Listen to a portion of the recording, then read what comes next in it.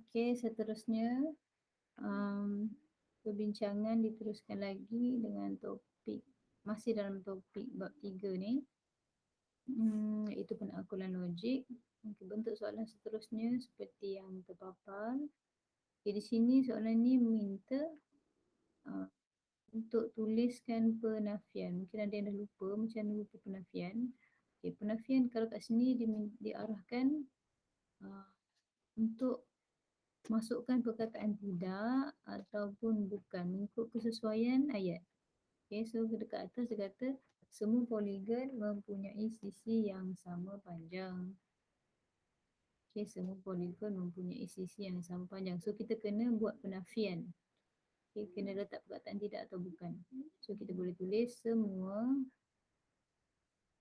poligon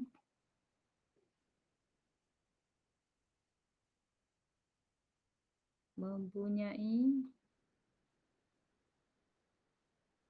sisi yang tidak sama panjang. Okay. Semua poligon mempunyai sisi yang tidak sama panjang. Atau boleh juga awak tulis semua poligon tidak mempunyai sisi yang sama panjang. Sisi yang sama panjang pun boleh. Dua-dua betul. Okay. Kemudian kita fahamkan ayat itu. Seterusnya tentukan penafian itu benar atau palsu.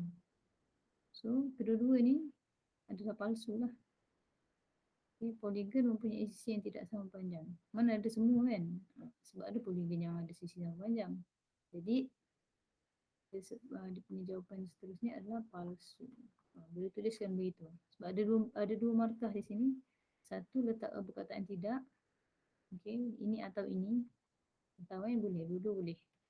Lagi satu kita nyatakan pernyataan yang kita buat itu benar atau palsu. Alright, so dua markah di sini. Next. Okey, untuk soalan ini dia minta gabungkan dua pernyataan. Kita ada pernyataan P, kita ada pernyataan Q. Kita kena gabungkan dengan perkataan atau di tengah-tengah ni. Senang je lah. So kita pun salin. -8 darab -3 sama dengan 11. Atau 35 ialah gandaan 7. Kita gabungkan dua statement, dua pernyataan ini dengan ada atau di tengahnya.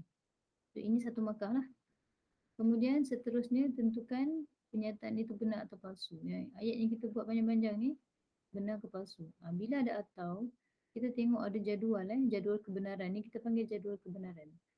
Kita kena uji dulu statement yang P ni benar ke palsu. -8 darab -3 sama dengan 11. Palsu lah. Palsu.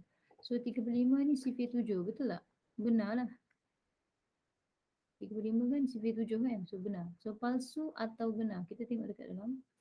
Bila 11 ni palsu, P palsu, Q benar. Kemudian kita tengok atau yang dia punya atau di tengahnya. Jadi jawapan akhir dia akan jadi benar. Jadi awak boleh tulis dalam bracket benar macam ni. Maksudnya statement ini benar. Okay, berdasarkan jadual kebenaran ni kena hafal lah Okay, next. Menulis dua implikasi. Macam mana nak tulis dua implikasi daripada pernyataan ini? So bila jumpa pernyataan macam ni, ada jika dan hanya jika kat tengah ni, saya nak potong jika dan jika ni. Potong. Jadi kita nampak dekat depan ni ada statement P, belakang ni adalah statement Q. Jadi kita akan tulis dekat ruang jawapan biasa ni. Biasa kalau soalan di kertas 2, dekat ruang jawapan tu ada disediakan implikasi 1. Implikasi 2. Jadi awak kena tulis implikasi 1, implikasi 2 tu pada ruang jawapan. So macam mana implikasi jika P. So kita salin semua yang P. Tak kisahlah apa ayat pun yang dibagi tu. Maka Q. Salin semua Q. Awak tak faham pun tak apalah apa yang dia nak cakap pun, tapi yang penting awak tahu yang mana satu P, yang mana satu Q. So sebelum nak tahu yang mana satu P, mana satu Q, cancel kan yang tengah-tengah ni. Jadi kita nampak the whole thing yang belah depan ni adalah P, the whole thing yang kat belakang ni adalah Q. So untuk implikasi 2 kita terbalikkan. Q, jika Q maka P. Maka P. Okay. Alright. So ini adalah 2 markah lah. Soalan ni dia tanya. Next. Okay, ini adalah soalan hujah. Apa yang perlu buat untuk soalan hujah ni? Okay, ini dia kata semua pentagon sekata mempunyai 5 sisian sama panjang. Dekat premis 1 ni ada 2 benda perkara yang dibagi tahu. Satu dia cerita pasal pentagon sekata. Satu dia cerita mempunyai 5 sisi yang sama panjang. Dekat conclusion, dekat kesimpulan ni dia sebut yang mana? Dia sebut mempunyai sisi yang sama panjang. So maknanya yang ini dia dah mention. Bila dia dah mention dekat bahagian premis 2 ni tak payah sebut lagi lah. Yang tak disebut ialah cerita pasal pentagon sekata. Jadi premis 2 dia ialah PQRST adalah pentagon sekata. Kita kena kenal pasti perkara apa yang belum diberitahu. Okay, dekat premis 1 ada 2 perkara yang diberitahu. Satu pentagon sekata, satu mempunyai sisi yang sama panjang. Dekat premis 2 dia dah cerita pasal mempunyai sisi yang sama panjang. So dia belum cerita pasal pentagon sekata. Maknanya pentagon sekata berada di premis 2. So itulah ayat dia. So biasanya kalau hujah yang starting dengan perkataan semua, dekat premis 2 dengan kesimpulan ni dia akan starting dengan first word dia sama. So kalau kat sini PQRSTU, dekat premis 2 pun PQRSTU. Kalau dekat bawah ni ABCD, dekat premis 2 pun start dengan ABCD. Itu adalah bentuk clue lah kalau nak kenal pasti jawapan. Alright. Seterusnya bentuk soalan hujah juga. Okey, untuk kenal pasti adakah hujah ini sah dan munasabah? Okey, kita tengok pattern. Kita ada 3 bentuk. Ni bawah ni nota Nota ni menunjukkan bahawa hujah ada 3 bentuk. Bentuk 1, bentuk 2, bentuk 3. Kalau memenuhi mana-mana bentuk ni, hujah ini sah. Okey. Kita cek dulu sah ke tidak. So, kita tengok jika 5x sama dengan 20, maka x sama dengan 4. So, maksudnya yang ini adalah P, yang ini adalah Q kan. Lepas tu dia kata dekat premis 2, X tak sama dengan 4. Maknanya dia tulis Q kan, bukan Q. Dia menidakkan ayat tu. Kemudian dekat kesimpulan, bukan P. So ini memenuhi bentuk yang mana? Bentuk ketiga. Jika P maka Q, bukan Q, bukan P. Jadi maksudnya hujah ini sah.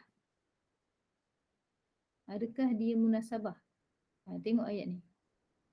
Suatu hujah adalah munasabah jika semua premis dan kesimpulan adalah benar. Nak tahu dia munasabah ke tak, statement tu benar ke palsu?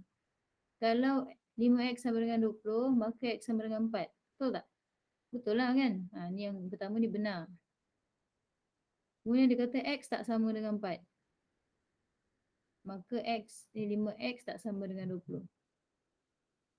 Benar lah. So this one is benar, yang semua benar. So bila semua benar, maka sah dan munasabah.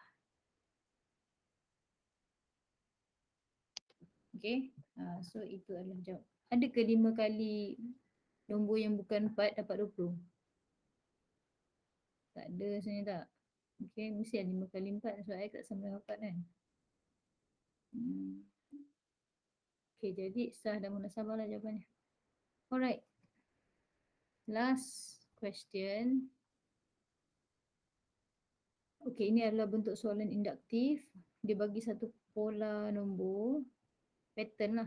Okay, bila dia bagi awak satu bentuk nombor begini, yang ini abaikan. Yang saya bulatkan jangan tengok. Yang kita tengok hanyalah bahagian yang di repeat nombor ni. Okay, apa yang awak kena buat, semua nombor, semua benda yang sama awak nampak kat sini yang diulang benda yang sama, salin. Ni ruang jawapan So, yang sama adalah kuasa tolak 1. Itu yang sama. Dua huruf kecil atas ni, tolak 1 ni semua dia repeat kan sama-sama. Yang tak sama adalah nombor 1, 2, 3, 4. Yang tak sama tu kita ganti dengan huruf. Gitu. Huruf N lah, biasa standard N lah. Boleh dia orang nak ganti huruf lain, K ke L ke M ke, tak kisah. Tapi standard huruf yang biasa kita guna N lah. Okay, N kuasa 2 tolak 1. So dia jadi macam satu formula tau. Okay, kemudian lepas kita dah, ini markah satu markah untuk yang ni. Kemudian kita kena declare N start daripada nombor apa kat situ? 1 kan. Jadi start 1, 2, 3, dot, dot, dot, dot. Boleh. So kita kena declare N ni mesti penulisannya begini ada dot dot dot dot ni. Okay, so N kalau kat sini dia start daripada 0, 1, 2, 3, 4, kena tulis kat bawah N start daripada 0 lah. Tapi kat sini N start daripada 1, tu tulis 1, 2, 3, dot dot dot. Alright, so itu 2 markah tau. Okay, dekat bahagian pertama ni 2 markah. Yang kedua, sebutan keberapakah pola nombor itu bernilai 63.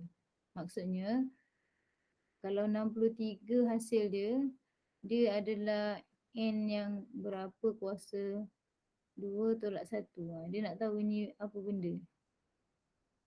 Ni N ni berapa? Okay, jadi bermula jawapan anda dengan macam ni. Tolak 1 sama dengan 63. So, selesaikan lah. 63 tambah 1, dia akan jadi N square sama dengan 64. So, N sama dengan punca kuasa 64. N sama dengan 8. Okey, selesai. Okey, so sampai sini dulu. Terima kasih.